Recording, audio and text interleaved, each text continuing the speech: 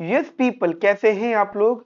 Guys आज हम लोग अपने सेशन में semester 3 of economics honours students के लिए बहुत काम की बात डिस्कस करने वाले हैं। गाइज आप सबको पता है कि आप लोगों के एग्जाम्स यानी सेमेस्टर 3 ऑफ इकोनॉमिक्स ऑनर्स के एग्जाम गाइज 28 दिसंबर से स्टार्ट हो रहे हैं, ठीक है। सो अगर हम अभी से देखें तो 1 से 1.5 महीना है आप लोगों के पास अपनी प्रिपरेशन को करने का और अच्छा स्कोर करने का, ठीक है। अब अगर हम बात करें सब्जेक्ट्स की, नंबर ऑफ सब्जेक्ट्स की, तो कहते आपके पास 4 या 5 सब्जेक्ट्स हैं। कुछ लोगों के पास 5 है, कुछ के पास 4 हैं, ठीक है। लेकिन गाइस अगर इनमें से हम बात करें आपके कोर सब्जेक्ट्स की, तो रैंकिंग के हिसाब से जो आपके कोर सब्जेक्ट हैं विद द डिफिकल्टी लेवल, वो गाइस एक है आपका स्टैटिस्टिक्स, एक है गाइस आपका माइक्रो इकोनॉमिक्स और एक है गाइस आपका मैक्रो इकोनॉमिक्स, ठीक है। सो आपके पास में 3 कोर सब्जेक्ट्स है, stats, micro and macro. So guys आपको मैं बता देता हूं कि अगर आपको बहुत ज्यादा स्ट्रगल करना है, आपको मालूम होना चाहिए कि किस सब्जेक्ट में स्ट्रगल ज्यादा करना है, किस सब्जेक्ट में स्ट्रगल आपको कम करना है, ठीक है। सो बेसिकली गाइज आपको सबसे ज्यादा स्ट्रगल जो करना है वो आपको स्टैटिस्टिक्स में स्ट्रगल करना है। बिकॉज गाइज स्टैटिस्टिक्स का पूरा पेपर क्वांटिटेटिव नॉलेज का होगा, नंबर ऑफ क्वेश्चंस ऑब्वियसली बातें ज्यादा होंगी, इवन वो थोड़ा सा लेंदी ही होता है हमेशा, और अच्छे खासे कंसेप्ट्स की इंपॉर्टेंस है वहां पर, ठीक है। सो ऑब्वियसली बात है स्ट्रगल आपको स्टैटिस्टिक्स में सबसे ज्यादा करना है। सेकेंडली गाइज आपको माइक्रो इकोनॉमिक्स में स्ट्रगल और भी करना है guys, because guys micro economics में जितना भी आपको सिलेबस दिया गया है वो आपको थ्योरेटिकल बेस पे दिया गया है। जैसे हॉलर और वेरिएंट आपको यूनिट नंबर 1 के लिए दी गई है, जैसे में आपको पूरा कंज्यूमर थ्योरी पढ़ना है। लेकिन गाइज आप लोगों को पता है कि इसके अंदर जो एग्जाम में क्वेश्चंस आते हैं वो कंप्लीटली गाइज न्यूमेरिकल बेस पर आते हैं, ठीक है। तो ऐसे ही आपको माइक्रो में भी स्ट्रगल करना है, काफी टाइम लगाना है अगर उसमें अच्छा स्कोर करना है ना। हो गए, अब बात आती है आपके मैक्रो इकोनॉमिक्स की। मैक्रो इकोनॉमिक्स एक ऐसा सब्जेक्ट हो जाता है जिसमें आपको बहुत ज्यादा स्ट्रगल तो नहीं करना, लेकिन हाँ ये कि आपको वन टाइम स्टडी जरूर करनी है। अब हम लोगों ने ये क्यों डिसाइड किया कि हम आपको semester 3 of macro economics free provide करते हैं।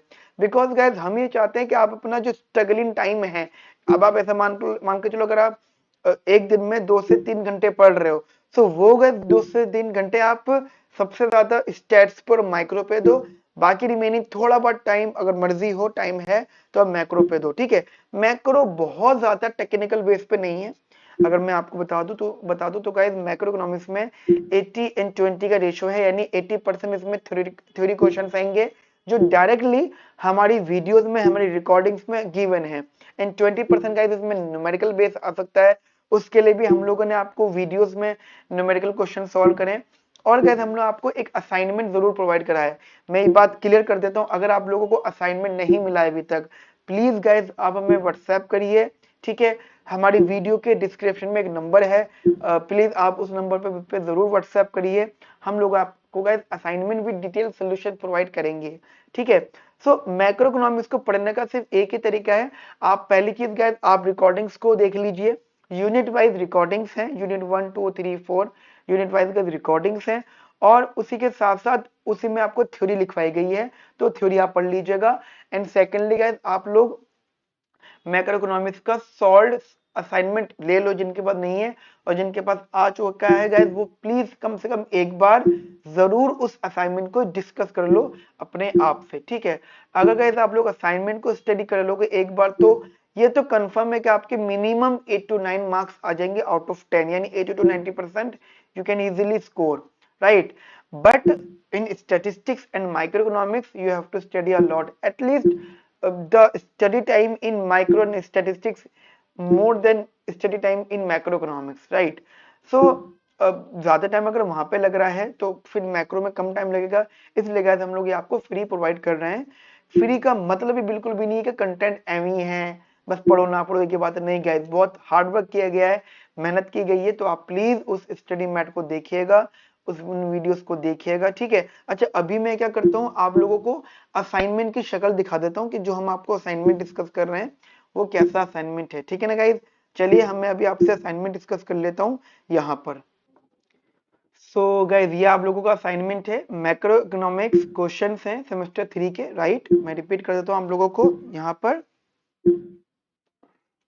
ठीक है गाइज। तो ये आपके सामने असाइनमेंट आ गया। अब एक चीज ध्यान दीजिएगा, मैं आपको बता दूं, बता देता हूँ कि मैक्रो इकोनॉमिक्स में गाइस टोटल आपके पास 4 यूनिट्स है। उन 4 यूनिट में से गाइस यूनिट 1, 2 एंड 3 जो न्यूमेरिकल आ सकता है वो सिर्फ इन्हीं ही यूनिट्स पर आ सकता है। यूनिट 4 से न्यूमेरिकल आपका ना के बराबर नहीं ही आएगा, ठीक है। बट हाँ, जब आप उसकी थ्योरी पढ़ रहे होंगे तो थ्योरी में देख लेना दो चार फॉर्मूलाज वहां पे डिस्कस हुए हैं ऑलरेडी, राइट। तो अगर आप देखेंगे यहाँ पे गाइस ध्यान से, तो आपका एक यूनिट 1, 2, 3 इनके कंबाइंड असाइनमेंट है, कंबाइंड क्वेश्चंस हैं। वो असाइनमेंट गाइस मोरलेस गाइस जितने भी क्वेश्चंस हैं, ठीक है, 20 से ज्यादा नहीं है, 20 तक क्वेश्चन है बस, 15 से 20 की रेंज क्वेश्चंस की, वो आप जरूर देख लीजिए। हमने ये ट्राई करा कि आपको मेजॉरिटी ऑफ द क्वेश्चन के सोल्यूशन दे दिए जाएगा। ध्यान रखना, इतनी ज्यादा स्पून फीडिंग नहीं करवाना अपने लिए। हमने आपको क्वेश्चन सोल्यूशन दे दिया है, जिनके दे दिए सोल्यूशन बहुत अच्छी बात है, जिनके नहीं दिए हैं आप गाइस उन लोगों को अपने हिसाब से भी सॉल्व कर सकते हो। देखिए होता ये है कि हम जितने भी क्वेश्चंस आपको देते हैं आपके माइंड में से वही क्वेश्चन छप जाते हैं, ठीक है। तो जितने क्वेश्चंस हम लोग आपको दे रहे हैं आप सिर्फ उन्हीं के सॉल्यूशंस की सर्चिंग करते हो। गाइस ये बहुत अच्छी बात है कि जितने क्वेश्चन दिए उन्हीं के क्वेश्चन की सॉल्यूशन सर्चिंग हो, लेकिन गाइस ट्राई करो कि आप क्वेश्चन को ना समझकर क्वेश्चन में जो छुपा हुआ कंसेप्ट है अब उसको समझो गाइस, वो ज्यादा इंपॉर्टेंट होगा, ठीक है। इससे आपके सपोर्ट मिलेगा एग्जाम में भी स्कोर करने का और साथ साथ गाइस आपके फर्दर स्टडीज में भी, ठीक है। सो अगर आप देखें तो गाइस ये जैसे क्वेश्चन है, क्वेश्चन नंबर 1, ठीक है, सारी इंफॉर्मेशन दे रखी है, फिर गाइस इसका सोल्यूशन है। गाइस एक बात समझिएगा, जो सिलेबस आपको दिया जाता है, जैसे उन्होंने बोला कि आपका यूनिट 1 है वो ब्लांच चार्ट से है, यूनिट 2 है वो डॉनबुश से है, ठीक है। तो इन्होंने ऐसा बोला है, तो इसका मतलब बस इतना है कि आपको थ्योरी वहां की लिखनी है, ठीक है। पर जब बात आती है न्यूमेरिकल की, तो न्यूमेरिकल किसी भी एरिया से डिफाइन नहीं होता। ऐसा नहीं होगा कि वो न्यूमेरिकल डिफाइन होगा कि भाई वो ब्लांच चार्ट है तो ब्लांच चार्ट का न्यूमेरिकल होगा, नहीं, ऐसा नहीं है। हो सकता है आईएसएलएम ब्लांच चार्ट से पूछ लिया जाए और लेबर मार्केट आपका डॉनबुश से पूछ लिया जाए, ऐसे सिनेरियोस चलते आए हैं अभी तक, इसलिए मैंने आपको असाइनमेंट जो दिया है इसी तरीके से बना के दिया है। देखो something is better than nothing, right. आपको असाइनमेंट पढ़ना है, एक कुछ questions with solution detail discuss करने हैं, तो आप जो पढ़ रहे हो पढ़ते रहो, साथ साथ इसको भी एक बार नजर मार लो, ठीक है। ये जो अगर आपको थोड़ा बहुत डाउट भी आएगा तो देख लेना, ये थोड़ी सी मैथमेटिक्स टर्म है यहाँ पे। जब मैंने बोला ना डैश, इस डैश का मतलब क्या है, इस डैश का मतलब है डेरिवेटिव ऑफ आई, ठीक है। इस डैश का मतलब डेरिवेटिव, ये थोड़ी सी मैथ आपकी स्ट्रांग हो, कोई प्रॉब्लम ना हो, ठीक है। चलिए आगे जैसे मैं आपसे बात करता हूँ, ये पूरा क्वेश्चन है उसका सोल्यूशन आ गया आपके सामने। ऐसे ही क्वेश्चन नंबर 2 है, ठीक है, ये क्वेश्चन नंबर 2 है और उसका ये सोल्यूशन है, क्वेश्चन नंबर 2 और उसका ये सोल्यूशन, राइट। चले ठीक है, जैसे ये क्वेश्चन 2 उसका सोल्यूशन, फिर हम आगे बढ़ते हैं। पूरा जैसे इंटरप्रेट द इक्वेशन से, इक्वेशंस को इंटरप्रेट करो, ये भी पेपर में आ चुकी है बातें, ठीक है। फिर हमने सारी इक्वेशंस को इंटरप्रेट कर दिया, बता दिया कि क्या क्या चीजें हैं। यहाँ तक थोड़ा सा आपका एडीएस का कंसेप्ट है, physical policy, monetary policy and so on multiple things, ठीक है। यहाँ से गाइस आप लोगों का शुरू हो जाता है कंबाइंड क्वेश्चन, ठीक है, जिसमें गाइस आपका लेबर मार्केट भी इंट्रोड्यूस्ड है, ठीक है, और आपका आईएसएलएम वाली मार्केट का भी इंट्रोडक्शन है, ठीक है, और आपका लेबर मार्केट जनरल वाला भी इंट्रोडक्शन है, ठीक है। तो ये बड़ा इंटरेस्टिंग है, आप पढ़ेंगे तो क्वेश्चन का लेवल है, यानी आप जब ये क्वेश्चन कर लोगे तो अब ये टॉप लेवल चीज डिस्कस कर लोगे। अब वो बात अलग है कि पेपर में हो सकता है इससे डिफरेंट है, लेकिन इससे डिफरेंट से आसानी होगा, इससे टफ नहीं होगा। तो आपने मैक्सिमम क्वेश्चन पढ़ने हैं, इससे ऊपर क्वेश्चन नहीं जाएंगे, ठीक है, इससे कम ही क्वेश्चन रहेंगे आपके एग्जाम्स में। अब देखो आईएसएलएम का फ्रेमवर्क है, फिर डिस्कस मैंने आपको बता दिया है, ठीक है। देखो पूरा डिटेल सॉल्यूशन है, इससे ज्यादा आपको सपोर्ट क्या किया जाएगा, पूरा डिटेल सॉल्यूशन है आप लोगों के पास, ठीक है। ये क्वेश्चन नंबर 1 ही क्वेश्चन नंबर 2 चल रहा है, फिर पूरा का पूरा ये सॉल्व हो गया। ऐसे क्वेश्चन हमने देखे हैं अपने रीडिंग्स में भी देखे होंगे ऐसे चीजें, ठीक है। नाउ क्वेश्चन नंबर 4 था ये, क्वेश्चन नंबर 4, अच्छा इसको ये ऐसा हो गया है,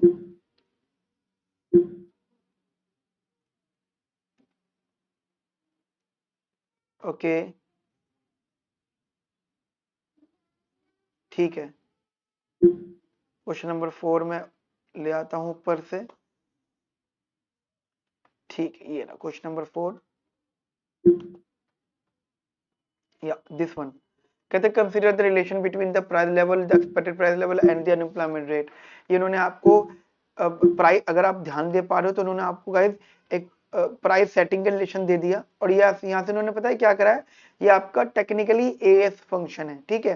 आपको मैं बता देता हूँ अच्छे से, दिमाग में रखने का ये सब चीज है, ठीक है। जैसे एक मिनट रुको, बता देता हूँ आपको, आप लोगों को। देखो होता क्या है, आपको यहाँ पे अनएम्प्लॉयमेंट रेट है, अनएम्प्लॉयमेंट रेट को आपको आउटपुट में कन्वर्ट करना है, तो अनएम्प्लॉयमेंट का फॉर्मूला क्या होता है, that is L into 1 minus का जनरल लेवल पे अगर आप सॉल्व करते हो, so you have L is equals to labor force equals to employment and unemployment divided by L, right? This is equals, ये 1 हो गया, that is N by L plus का अनएम्प्लॉयमेंट रेट, तो अनएम्प्लॉयमेंट रेट का formula हो गया 1 minus का N by L, right. सो आपको ये रिप्लेस करना है इस अनएम्प्लॉयमेंट रेट की तरह, और जो N होता है ये बेसिकली Y के बराबर होता है, अगर आपको पता हो। जैसे जैसे example y is equal to A N होता है प्रोडक्शन फंक्शन, और a यहाँ पे हम लोग 1 एज्यूम करते हैं, तो आपको वो ये कन्वर्ट कर देना है, y इक्वल टू n रख देना है, और n अगर रख दिया तो ये रिप्लेसमेंट हो जाएगा, तो price is a function of output मिल जाएगा, जिससे आप ये प्रूफ कर सकते हो कि हाँ ये as फंक्शन है विद द पॉजिटिवली स्लोप, ठीक है।